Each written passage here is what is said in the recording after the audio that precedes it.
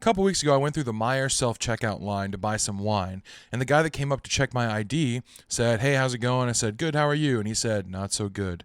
And he told me a horrible story about what was going on in his life. He was very detailed, and I thought, okay, clearly this guy wants to talk. But I asked, "Are you a praying person?" And he said, No, I don't really get into that." I said, "Do you believe in God?" He said, "No, I don't think so, but I'm not really sure. I guess I haven't looked into it enough to know. So I guess I'm just uncertain." I said, "Okay, well, that's a starting place. Would you mind if I prayed with you?" And he was very hesitant, very skeptical, and he was actually drawn away for a minute by having to help another customer. But eventually he did come back, which made me think, all right, there is an openness here. And I prayed over his situation, and I prayed that God would show him his presence in this person's life through this difficult time.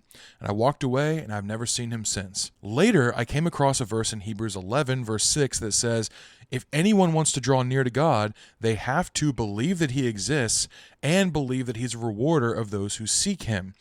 This was tough because this guy did not know if he believed God existed or not, and he was pretty skeptical about the idea of God being a rewarder of those who seek him. So is this interaction worth nothing?